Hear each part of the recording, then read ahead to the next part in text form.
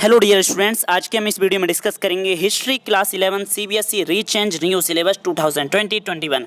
जी हाँ, class 11th में जिन स्टूडेंटों के पास हिस्ट्री है इस बार, तो सीबीएसई ने आपका सिलेबस जो है दोबारा से चेंज कर दिया है। यानी कि आपका सिलेबस जो है एक बार तो देखिए अप्रैल 2020 में चेंज हुआ था, फिर आपका सिलेबस जो है जुलाई 2020 में चेंज हुआ था। तो अब आपको सिलेबस के अंदर क्या चेंज हुआ है, यानी कि इसे रीचेंज सिलेबस कह सकते हैं। यानी कि रीचेंज का मतलब ये है कि दोबारा से चेंज हुआ सिलेबस में अब आपको क्या पढ़ना है, क्या छोड़ना है, ये सारी चीज़ डिस्कस करेंगे आज की वीडियो में हिस्ट्री क्लास 11th के सिलेबस के बारे में। तो देखिए, मैं सबसे पहले तो आपको बता दूं, कोविड-19 महामारी के कारण भारत की सरकार ने और सीबीएसई ने मिलकर आपके सिलेबस को 30% डिलीट कर दिया है। यानी कि अब आपका सिलेबस जो है 30% डिलीट हो गया है। अब आपको क्या पढ़ना है, क्या छोड़ना है, तो बने रहिए हमारे साथ आशीष गौतम के साथ। तो अपनी वीडियो स्टार्ट करते हैं, ठीक है। वीडियो अंत तक देखते रहिए बिना स्किप करे हुए। तो जैसा कि आप देख सकते हो, इस पीडीएफ को डाउनलोड करने का लिंक जो है मैं आपको दे दूंगा, लेकिन मैं आपको बताऊंगा बाद में वो आपको कैसे डाउनलोड करना है, ठीक है। तो बने रहिए हमारे साथ। तो देखिए, CBSE class 11 history syllabus 2020-21 course structure के बारे में बात करेंगे यहाँ पर हम।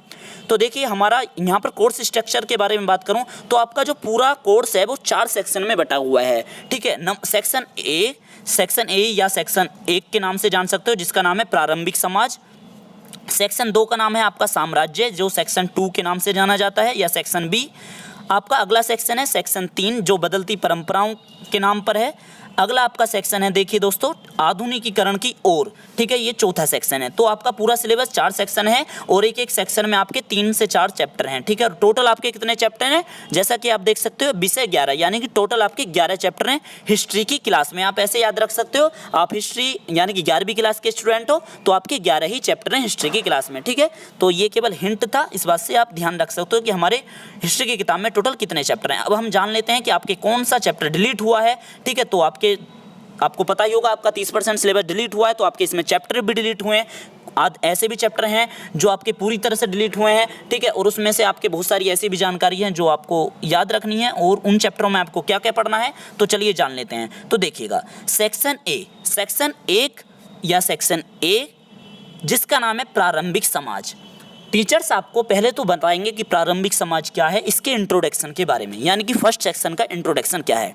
फर्स्ट सेक्शन का जो कालक्रम है, यानी कि इसमें जो इतिहास के बारे में आप जानोगे दोस्तों, इसके अगर टाइम पीरियड की बात करूं, फर्स्ट सेक्शन में आप 6 लाख वर्ष पूर्व से लेकर फर्स्ट ईसा पूर्व का हिस्ट्री पढ़ोगे, ठीक है। यानी कि 6 लाख वर्ष पहले कैसे हुआ करता था और 1 ईसा पूर्व तक का कालक्रम पूरा पढ़ोगे। प्रारंभिक समाज यानी कि मानव का शुरुआत कैसे हुई, ये सारी चीज करोगे, ठीक है। तो सेक्शन ए के अंदर जो हमारे चैप्टर हैं, तो देखिएगा, चैप्टर नंबर 1 का नाम था आपका समय की शुरुआत से। समय की शुरुआत से ये आपका फर्स्ट चैप्टर था, जो आपका चैप्टर जो है कंप्लीटली डिलीट हो चुका है। जी हाँ, ये डिलीट हो चुका है, तो ये आपको चैप्टर नहीं पढ़ना है, क्योंकि जैसे मैंने आपको स्टार्टिंग में बताया कि आपका 30% जो सिलेबस है वो आपका डिलीट हो गया है, तो फर्स्ट चैप्टर ही आपको नहीं पढ़ना है। तो आपको फर्स्ट चैप्टर आपको नहीं पढ़ना है। आप अपनी कॉपी में नोट कर लीजिए, पर अभी एक साथ नोट मत करिए, पहले एक बार वीडियो को देख लीजिएगा, फिर दोबारा से वीडियो को प्ले करिएगा, फिर आप इस वीडियो को बड़े अच्छी तरह से रोक के देखिएगा, ठीक है। तो फर्स्ट आपका जो चैप्टर है वो कंप्लीटली डिलीट हो चुका है समय की शुरुआत से।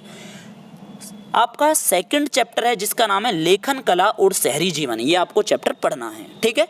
अब बात करें सेक्शन 2 की तरफ। सेक्शन 1 में केवल 2 चैप्टर थे। सेक्शन 2 का नाम है साम्राज्य, जिसमें आपको टीचर पहले आपको साम्राज्य का इंट्रोडक्शन पढ़ाएंगे। बात करूं इसके टाइम पीरियड की, तो इनके सेक्शन 2 जो है आपका लगभग 100 ईसा पूर्व से 1300 ईस्वी तक के कालक्रम के घटनाओं के बारे में इस चैप्टरों में सभी में डिस्कस करोगे। तो जिसमें तीसरे चैप्टर का नाम है तीनों महाद्वीप में फैला हुआ साम्राज्य। 3 महाद्वीपों में फैला हुआ साम्राज्य तीसरे चैप्टर का नाम है, जो आपको पढ़ना है। चौथे चैप्टर का नाम है आपका इस्लाम का उदय और विस्तार। इसमें आप पढ़ोगे 5701 ईसा पूर्व से लेकर 2000 ईस्वी तक का पूरा इतिहास, ठीक है जी। यह आप इस बात का ध्यान रखिएगा। लेकिन आप इसका चैप्टर का जो नाम है वो पूरा यही है, इस्लाम का उदय और विस्तार। इस्लाम का उदय और विस्तार ये आपका चौथे चैप्टर का नाम है। तीसरा आपने जान ही लिया, तीनों महाद्वीप में फैला हुआ साम्राज्य। और 5वां चैप्टर है आपका, जो चैप्टर डिलीट हो चुका है, जिसका नाम है यायावर साम्राज्य। अगले चैप्टर की तरफ हम बात करें, जो चैप्टर हमारे खत्म हो जाते हैं, यहाँ पर आपका सेक्शन 3 स्टार्ट हो जाता है। तो सेक्शन 3 का नाम है बदलती हुई परंपराएं। बदलती परंपराएं में आपके टीचर पहले आपको भूमिका पढ़ाएंगे, यानी कि इंट्रोडक्शन पढ़ाएंगे सेक्शन 3 का, कि बदलती परंपराएं जो रीति रिवाज हैं वो कैसे बदले इतिहास के अंदर। इसमें कालक्रम की बात करूं तो इसमें आप कालक्रम यानी कि टाइम पीरियड पढ़ोगे 1300 से लेकर 1700 तक की ईस्वी तक का इतिहास। इसमें मैं बात करूं तो आपका छठा चैप्टर स्टार्ट होता है, क्योंकि ऊपर हमने कौन से चैप्टर की बात करी थी, 5वां चैप्टर यायावर साम्राज्य, जो चैप्टर आपको नहीं पढ़ना है क्योंकि ये चैप्टर आपका डिलीट हो चुका है। तो हम बात करेंगे छठा चैप्टर जिसका नाम है 3 वर्ग। तो 3 वर्ग आपको चैप्टर पढ़ना है, बड़ा ही इंटरेस्टिंग चैप्टर है। वैसे तो देखा जाए सारे इंटरेस्टिंग चैप्टर हैं, और ना देखा जाए तो ना पढ़ने वाले के लिए ऐसा कोई भी चैप्टर नहीं होता कि पढ़ाई किसको अच्छी लगती हो कि वो मन लगा के पढ़े। ठीक है, तो सभी चैप्टर अब अच्छे हैं, ऐसा सोच के पढ़िएगा, बड़ा ही मज़े आएगा हिस्ट्री की इसे सारे चैप्टर को पढ़ने में। तो 3 वर्ग आपको चैप्टर पढ़ना है। आपका 7वां चैप्टर, 7वें चैप्टर का नाम है बदलती हुई सांस्कृतिक परंपराएं। 7वां चैप्टर आपको पढ़ना है। 8वां चैप्टर डिलीटेड चैप्टर, यानी कि कंप्लीटली 8वां चैप्टर जो डिलीट हो चुका है, जिस चैप्टर का नाम है संस्कृतियों का टकराव। संस्कृतियों का टकराव, ये चैप्टर आपका डिलीट हो चुका है, कंप्लीटली आपका चैप्टर डिलीट हुआ है। तो 8वां चैप्टर डिलीट है, ये आपको नहीं पढ़ना है। ठीक है, अब बात करेंगे सेक्शन 4 की तरफ। सो सेक्शन 4 में आपका नाम है आधुनिकीकरण की ओर। आधुनिकीकरण की ओर में सेक्शन 4 जो है, इसमें सबसे पहले आपको टीचर्स जो हैं, और आप टीचर्स भी हर बार मैं बोल रहा हूँ, तो इसमें आपको भी पढ़ना है, टीचर्स आपको पढ़ाएंगे, तो इसमें आपको पढ़ना है सबसे पहले इंट्रोडक्शन, यानी कि आधुनिकीकरण के ओर। जो देखिए, आधुनिकीकरण का मतलब होता है कि जो हमारा वर्तमान समाज है, जो मतलब कि इतिहास से लेकर वर्तमान तक, तो इसमें आधुनिकीकरण यानी कि जो हमारा वर्तमान समाज है उसका किस तरह से विकास हो रहा है, डेवलपमेंट हो रहा है, किस तरह से डेवलपमेंट हुआ, तो ये सारी चीज़ जानोगे इतिहास में। ठीक है, तो आधुनिकीकरण की ओर भूमिका, तो इसमें आप भूमिका पढ़ोगे सबसे पहले। इसमें आपका टाइम पीरियड की बात करूं तो आपका टाइम पीरियड है 1700 से लेकर आपका 2000 तक। तो देखिएगा, ये आपका आधुनिकीकरण की ओर हमारा 4th सेक्शन था, और इसमें हमारा 9वां यूनिट है। तो 9वां चैप्टर जो है हमारा, इसका 9वें चैप्टर का नाम है औद्योगिक क्रांति। औद्योगिक क्रांति, ठीक है, याद रखिएगा, औद्योगिक क्रांति इज वेरी इंपॉर्टेंट चैप्टर। और 10वां चैप्टर आपका मूल निवासियों का विस्थापन। मूल निवासियों का विस्थापन आपका 10 चैप्टर है। 11वें चैप्टर का नाम है आधुनिकीकरण के रास्ते। ठीक है, तो ये आधुनिकीकरण के रास्ते, ये आपका 11वां चैप्टर था। तो ये थे आपके टोटल 11 चैप्टर। अब मैं आपको बता दूं, देखिए आपकी जो बुक का नाम है, बुक का नाम मुझे पहले बता देना चाहिए था, लेकिन आपका जो बुक का नाम है वो है आपका विश्व इतिहास के कुछ विषय, ये आपकी बुक का नाम है। और इसमें फिर यही लिखा रहता है कक्षा 11 के छात्रों को पढ़ने के लिए पूरक पुस्तक इतिहास की, जिसका नाम है विश्व इतिहास के कुछ विषय। 11वीं क्लास की इतिहास की किताब का नाम, जो CBSE में लगी हुई है। ठीक है, आप किताब खरीदने के रिगार्डिंग मैं आपको बताऊं तो किताब खरीदने के लिए जो लिंक है अमेजोन का, मैं आपको इस वीडियो के डिस्क्रिप्शन में दे दूंगा, आप वहां से किताब खरीद सकते हो। आप बुक जो है NCERT की खरीद सकते हो, कैपिटल की खरीद सकते हो, अगर आपके घर के पास बुक डिपो है, वरना आप ऑनलाइन बुक करना, ऑनलाइन मंगवाना चाहते हो तो इस वीडियो के डिस्क्रिप्शन में आपको लिंक मिल जाएगा। तो हम बात करेंगे, देखिए अभी जाइएगा मत, अब हम बात करेंगे किस चैप्टर में आपको क्या क्या पढ़ना है। अब हमारी वीडियो थोड़ी सी ही बचेगी और हम बात करेंगे कि आपको इसमें जो है क्या क्या पढ़ना होगा एक पर्टिकुलर चैप्टर में। तो देखिएगा, यहाँ पर है आपका, अब जो जैसा कि आप देख सकते हो मैं यहाँ पर जूम कर रहा हूँ, तो मुझे जूम करने में थोड़ी समय मिल रहा है, तो ऐसा मत सोचिएगा कि क्या हो रहा है। तो देखिए यहाँ पर हमने लिखा है, सारी चीज़ हमने जो है हिंदी में टाइप करी है। देखिए बच्चों, बड़ी मेहनत लगती है, क्योंकि पूरा सिलेबस जो है CBSE वाली तो हमेशा इंग्लिश वाले बच्चों को ही सपोर्ट करते हैं, हिंदी वालों के लिए तो कुछ ध्यान देते ही नहीं, लेकिन हमें मेहनत करनी पड़ती है आपके लिए। इसलिए जाते जाते जब वीडियो अंत होगी तो हमारे इस चैनल को जरूर सब्सक्राइब कर दीजिएगा। तो हम अब जानते हैं अपना विस्तारपूर्वक विश्लेषण के साथ अपना सिलेबस की किस चैप्टर के अंदर आपको कौन कौन से टॉपिक पढ़ने हैं, बोर्ड के नज़रिए से आपको उस टॉपिक में कौन कौन सी लाइनें, कौन कौन से टॉपिक बहुत ही ज़्यादा इंपॉर्टेंट हैं। ठीक है, बोर्ड आपकी किन चीज़ों की डिमांड कर रहा है कि बोर्ड कह रहा है कि हम जो है आपको इन टॉपिकों के बारे में पूछेंगे। तो आपके सेकंड चैप्टर का नाम है लेखन कला और शहरी जीवन। तो मैंने बताया फर्स्ट चैप्टर आपका डिलीट हो चुका है, तो सेकंड चैप्टर आपको पढ़ना होगा। तो सेकंड चैप्टर का नाम है लेखन कला और शहरी जीवन। CBSE बोर्ड आप पे फोकस डालना चाहता है इराक तीसरी सहस्त्राब्दी में ईसा पूर्व में किस प्रकार से था, यानी कि तीसरा ईसा पूर्व जो था हमारा, उस दौरान इराक का इतिहास कैसे रहा, उस दौरान लेखन कला और शहरी जीवन कैसे रहा। तो इसमें आपके जो हैं देखिए टोटल आपके 3 टॉपिक पर CBSE फोकस डलवाना चाहता है। देखिएगा क्या है, वैसे तो आपके टॉपिक बहुत सारे हैं, लेकिन CBSE के नज़रिए से CBSE किन चीज़ों की डिमांड कर रहा है, CBSE सिलेबस के अंदर किन चीज़ों को कह रहा है कि बच्चों को ये पढ़ने हैं, वो मैं यहाँ पर आपको वीडियो में बता रहा हूँ। ठीक है, इसलिए बड़ी वीडियो को ध्यान से देखिएगा। तो इसमें CBSE ने सेकंड चैप्टर में कह रहा है कि शहरों का विकास कैसे हुआ, बच्चों को ये पढ़ाना है या पढ़ना है। इसमें आपका अगला टॉपिक है प्रारंभिक शहरी समाजों की प्रकृति कैसी थी, ये पढ़ना है आपको।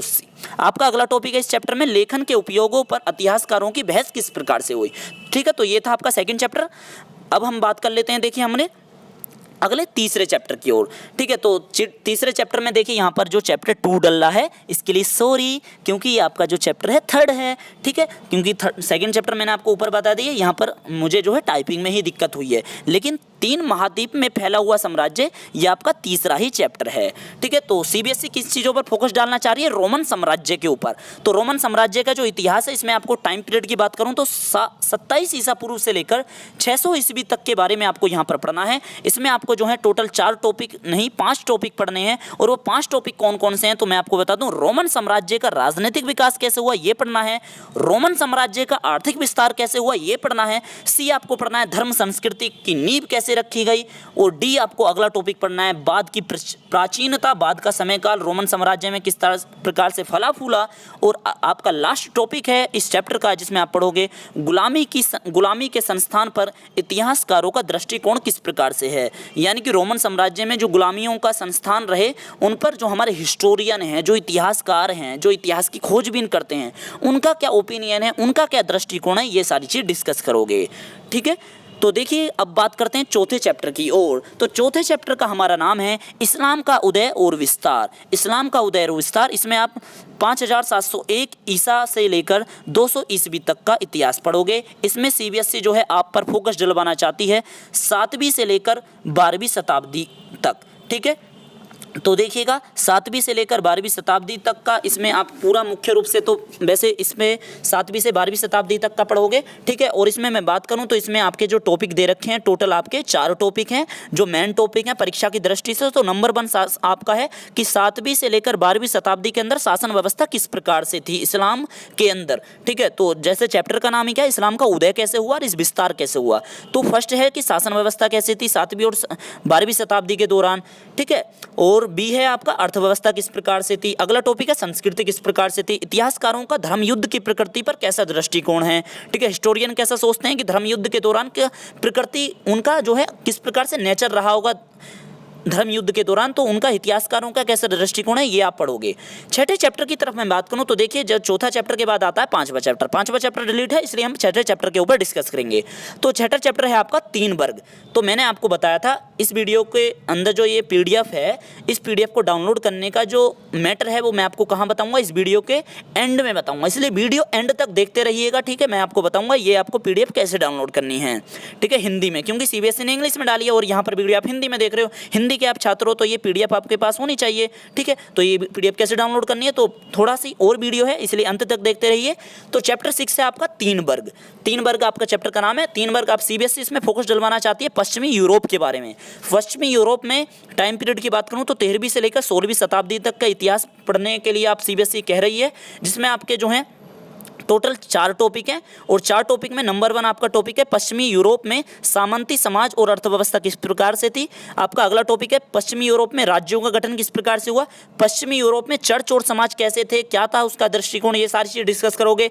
पश्चिमी यूरोप में सामंतवाद की गिरावट पर इतिहासकारों के विचार क्या हैं, ये सारी चीज़ आप डिस्कस करोगे। ठीक है, तो ये था आपका छठा चैप्टर। 7वें चैप्टर के ऊपर डिस्कस करें तो 7वें चैप्टर का नाम है बदलती हुई सांस्कृतिक परंपराएं। सीबीएसई इस चैप्टर में फोकस डलवाना चाहती है आपके पास यूरोप के अंदर 14वीं से लेकर 17वीं सदी का जो इतिहास रहा वो कौन सा रहा, कैसा रहा, क्या था इतिहास, यानी कि कल्चरल परंपराएं जो रीति रिवाज थी वो कैसे उसमें बदलाव हुए, ये 7वें चैप्टर में जा रहे यूरोप के बारे में।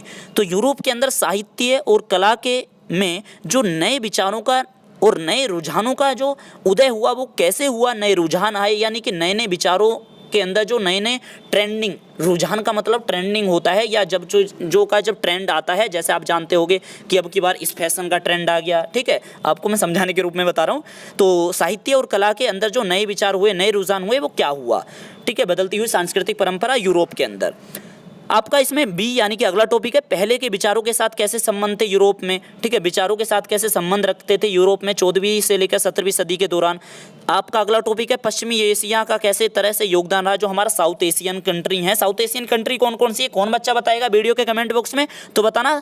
पश्चिमी एशिया यानी कि साउथ एशिया के कंट्री कौन कौन सी हैं, तो मुझे वीडियो के कमेंट बॉक्स में बताना। मैं देखना चाहता हूँ कौन से बच्चे 10th में अच्छी एसएसटी करके आए, एसएसटी पढ़ के आए हैं, और कौन बच्चा जो है अच्छा इंटरेस्ट है 11th की हिस्ट्री को लेकर। ठीक है, तो वही बच्चा बता पाएगा जिसने अच्छी तरह से पढ़ा होगा, वरना आप गूगल पे सर्च करिएगा, फिर दोबारा आइएगा इस वीडियो के कमेंट बॉक्स में बताइएगा पश्चिमी एशिया के देशों के नाम। ठीक है, बहुत ही आसान क्वेश्चन पूछा है, ज़्यादा हार्ड नहीं है, तो अपने इस क्वेश्चन का जवाब जरूर दीजिएगा कमेंट बॉक्स में। आपका इसमें अगला जो लास्ट टॉपिक है इस चैप्टर का वो है इतिहासकारों के दृष्टिकोण की धारणा वैधता यूरोपीय पुनर्जागरण की दृष्टि से। यानी कि यूरोपीय पुनर्जागरण जब हुआ तो इतिहासकारों का इसके ऊपर जो है क्या धारणा रही, क्या दृष्टिकोण रहा, ये सारी चीज़ जानोगे। तो ये था आपका 7वां चैप्टर, और जो है आपका है 9वां चैप्टर। ठीक है, यानी कि मैं बात करूं 9वां चैप्टर कहां पर है आपका 4th सेक्शन में, यानी कि चौथा सेक्शन के अंदर आपका 9वां चैप्टर आता है। ठीक है, तो ये था आपका 7वां चैप्टर। 7वें के बाद आपका कौन सा चैप्टर आना चाहिए 8वां। आप 8वां चैप्टर आपका डिलीट हो चुका है, जो आपको नहीं पढ़ना है। तो बात करेंगे 9वें चैप्टर के ओर। तो 9वां चैप्टर का नाम है औद्योगिक क्रांति।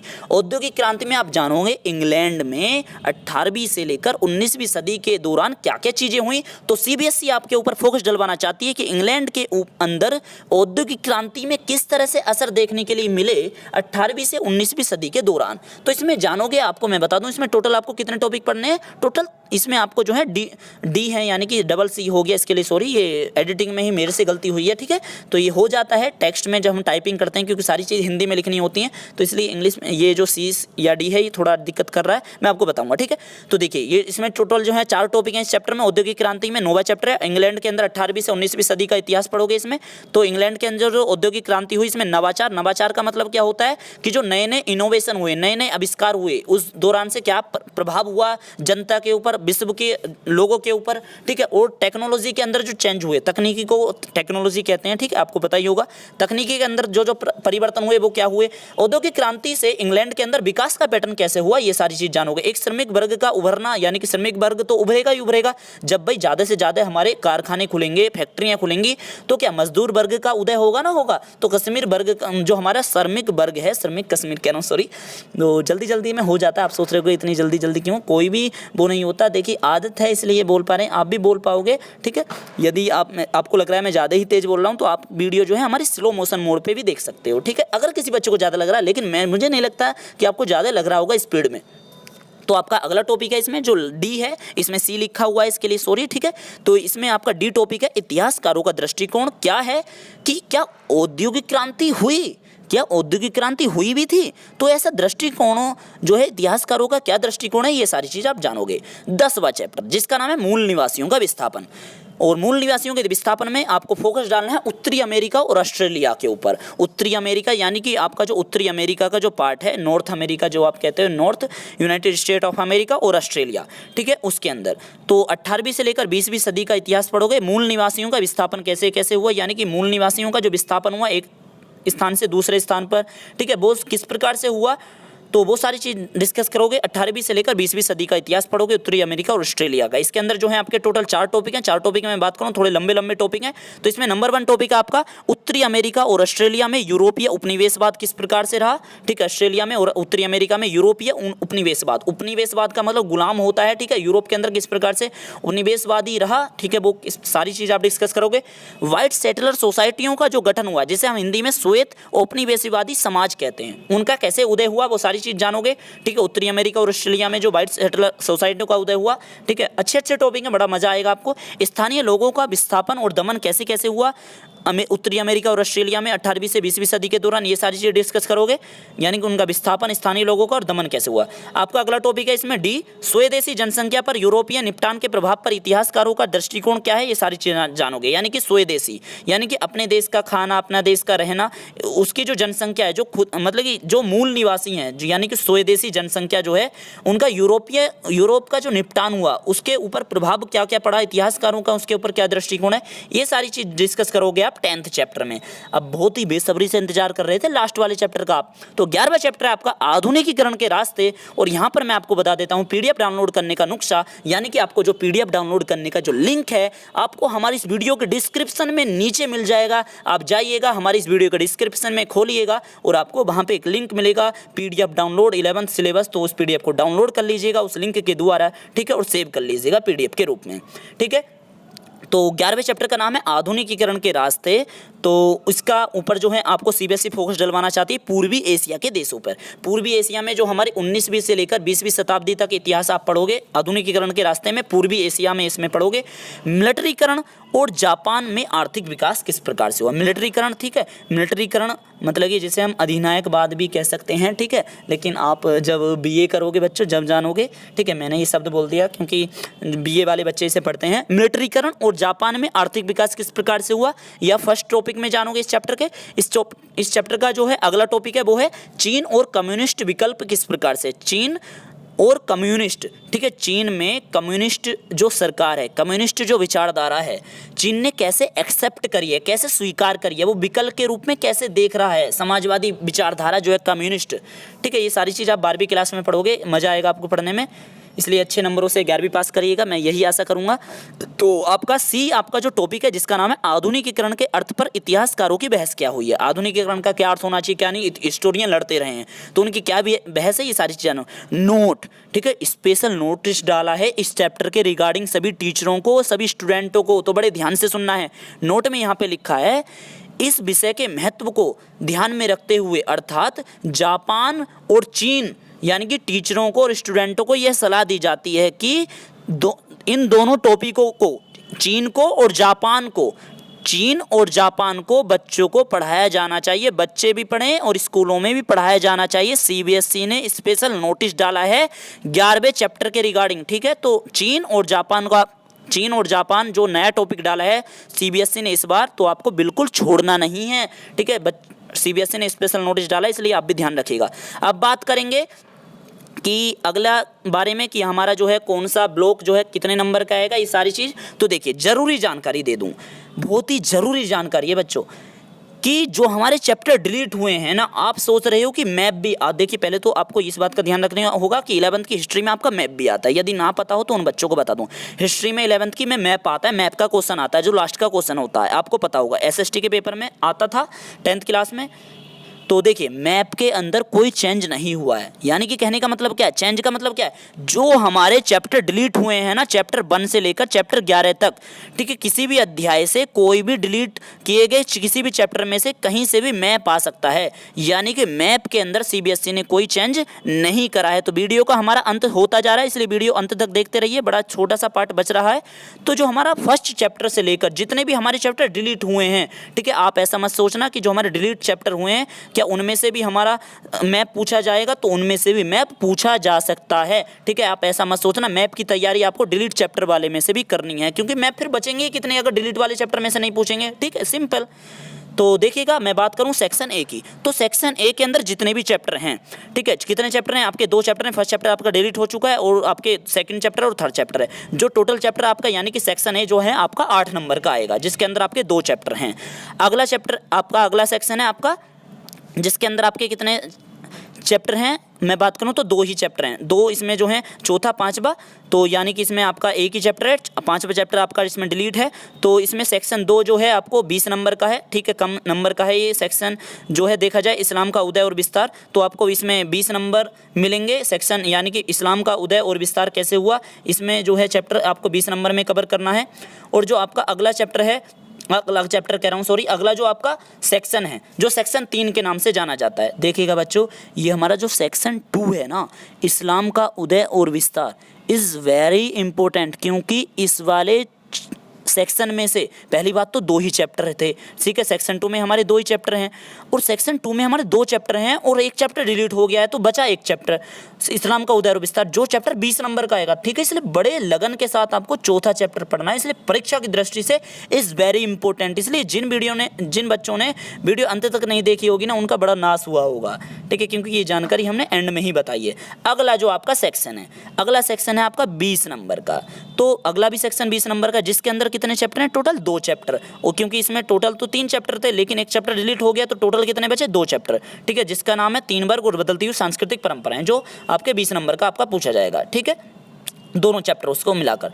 सेक्शन 3, ठीक है, तो आपका सेक्शन 3 यहाँ पर सेक्शन 1 डल रहा है, इसके लिए माफ़ी चाहूँगा, ठीक है, क्योंकि एडिटिंग में काफ़ी दिक्कतें हुई हैं। सेक्शन 1 आपका 28 मार्क्स का है, 28 मार्क्स है, इज़ वेरी लार्जेस्ट डिजिट, ठीक है, क्योंकि ये जो है काफ़ी ज़्यादा संख्या का आपका सेक्शन है, क्योंकि इसमें चैप्टर भी तो 3 है, इस बात को भी तो ध्यान रखना है। ठीक है, तो आपको टोटल जो है न्यू मान लीजिए, अगर इसमें से मैप भी पूछ लिया तो टोटल आपका 30 नंबर का बैठ जाएगा। ठीक है, तो सेक्शन 3 जो है आपका टोटल 28 नंबर का आएगा, जिसमें आपके टोटल 3 चैप्टर हैं, औद्योगिक क्रांति, मूल निवासियों का विस्थापन और आधुनिकीकरण के रास्ते। टोटल आपके 11 चैप्टर हैं इसमें, वो 11 तक आपका यहाँ पर आपको टोटल पूरा सिलेबस समझ में आ गया। तो मैं यहाँ आपको बता दूँ, मैप जो आएगा आपका 4 नंबर का आएगा। ठीक है, हो सकता है जिस सेक्शन में चैप्टर जो हैं आपके, जो सेक्शन कम नंबर का है जिसमें चैप्टर ज़्यादा हैं और सेक्शन 28 नंबर का है, जैसे मान लीजिए सेक्शन 1, वो सेक्शन 1 कह रहा हूँ क्योंकि लिखा हुआ है, तो सेक्शन 4 जो है 28 नंबर का है, तो इसमें चैप्टर जो आपके 3 हैं, तो ज़्यादा चैप्टर हैं, तो हो सकता है मैप भी आपका इन तीनों चैप्टरों से आ जाए। ठीक है, इस बात का ध्यान रखना। और मैप आपका वहाँ से भी आ सकता है जो चैप्टर डिलीट हुए हैं, तो मैप का क्वेश्चन 4 नंबर का आएगा। और आपका जो 20 नंबर का आपकी प्रैक्टिकल जमा होगा, फाइल जमा होगी। ठीक है, जिसे आप प्रोजेक्ट वर्क या फाइल या प्रैक्टिकल कह दे, तो 20 नंबर के आपके टीचर बोलेंगे। ठीक है, और आपको टोटल नंबर जोड़ के दिखाऊं तो देखिए, फर्स्ट सेक्शन कितने का था आपकी इस बुक का, 8 नंबर का। ठीक है, आपने जान लिया। अगला सेक्शन था आपका 20 नंबर का, अगला सेक्शन था आपका 20 नंबर का, और 28 नंबर का आपका था 4th सेक्शन, और 4 नंबर का आपका क्या है, प्रैक्टिकल, और 20 नंबर का आपका क्या है, वो 4 नंबर का आपका मैप है, प्रैक्टिकल कर रहा हूँ, और 20 नंबर का आपका प्रैक्टिकल है। और इस प्रकार से आपका 8 + 20 + 20 + 28 + 4 ये 80 नंबर का, 80 नंबर का आपका बोर्ड का एग्जाम आएगा, और 20 नंबर का प्रैक्टिकल। और इस प्रकार से आपका टोटल जो ग्रांड टोटल बनता है बीएससी के, यानी कि आपके 11th के मार्क्स में, टोटल 100 में से आपको हिस्ट्री के मार्क्स मिलेंगे, तो टोटल आपका 100 मार्क्स का ये आपको देखने के लिए मिलेगा। तो ये था आपका 11th का पूरा सिलेबस हिस्ट्री का। आई होप कि आपको पूरी वीडियो पसंद आई होगी। वीडियो बनाने के लिए और पीडीएफ बनाने के लिए बड़ी मेहनत लगती है। पीडीएफ को डाउनलोड करने का लिंक इस वीडियो के डिस्क्रिप्शन में आपको मिल जाएगा। बुक खरीदने के लिए भी आपको जो है लिंक इस वीडियो के डिस्क्रिप्शन में मिल जाएगा, आप जा सकते हो। हमारे चैनल को जाते जाते सब्सक्राइब कर दीजिए, इस वीडियो को लाइक कर सकते हो, अगर पसंद आई है तो इस वीडियो को शेयर कर दीजिए। अगर आपको वास्तविकता में लगी है कि हमारे काम आई है, और हिंदी के इतिहास में देखा जाए, हिंदी पे जो काम कर रहे हैं, ठीक है, तो पूरा जो सिलेबस है पूरा इंग्लिश में है, तो आपको पसंद आया होगा। तो मैं मिलता हूँ आपको किसी नेक्स्ट वीडियो में। हमारे चैनल को सब्सक्राइब कर दीजिएगा। तब तक के लिए दीजिए आशीष गौतम की इजाज़त। जय हिंद, जय भारत।